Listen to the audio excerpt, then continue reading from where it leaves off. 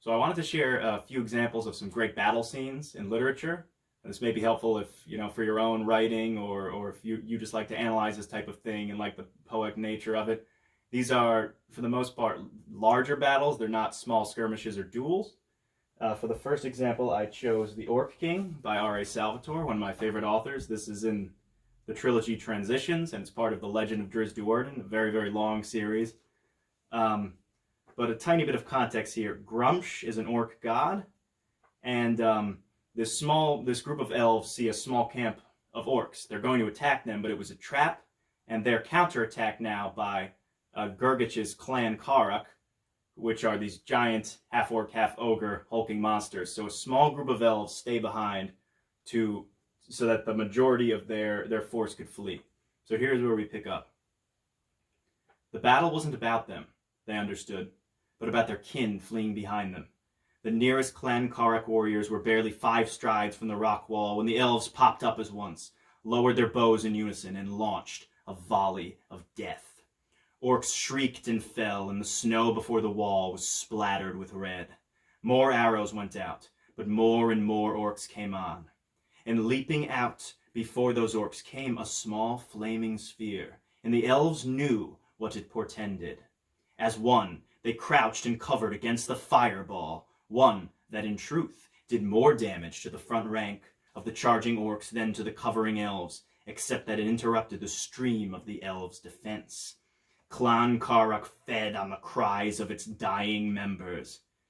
Fear was not known amongst the warriors, who only wanted to die in service of Grumsh and Gurgich.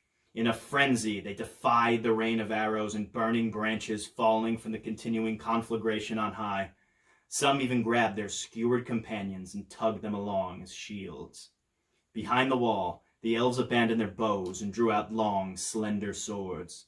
In shining mail and with wind-blown cloaks, most still trailing wisps of smoke and a couple still burning, they met the charge with splendor, strength, and courage. But Gurgich and his minions overran them and slaughtered them, and their weapons gleamed red, not silver, and their cloaks, weighted with blood, would not flap in the breeze. So I really like especially those last 2 paragraphs and the comparison between them, between these 2 forces.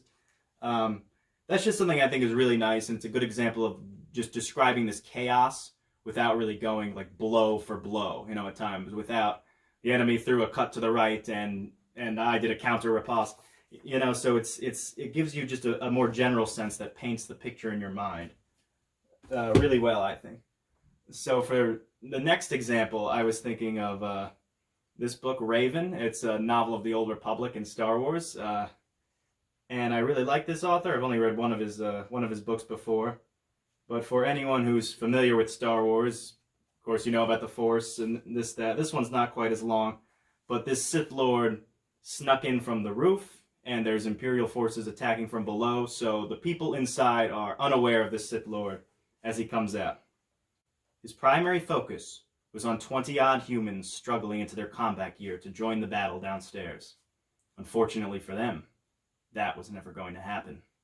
Like a red wind, Scourge swept through their ranks, slashing left and right, hewing off limbs and decapitating bodies. Violent bursts of the Force picked up his victims and tossed them like rag dolls, breaking bones and shattering skulls.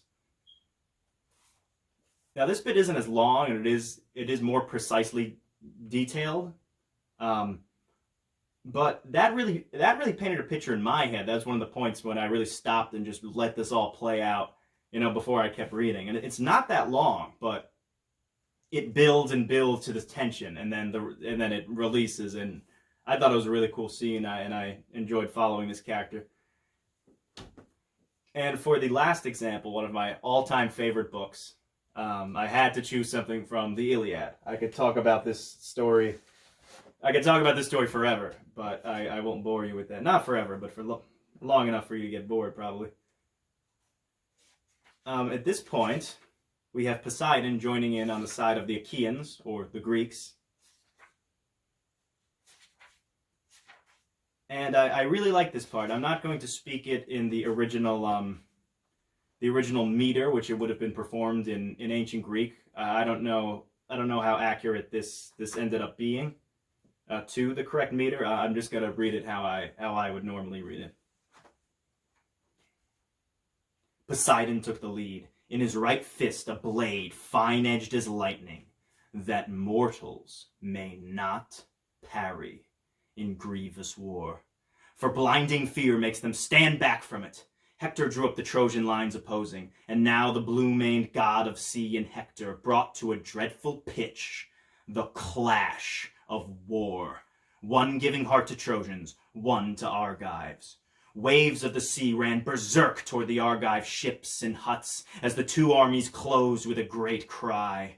No surge from open sea, whipped by a norther, buffets down on the land with such a roar, nor does a forest fire in mountain valleys blazing up through woods, nor storm wind in the towering boughs of oaks, when at its height it rages, make a roar as great as this, when Trojans and Achaeans hurled themselves at one another.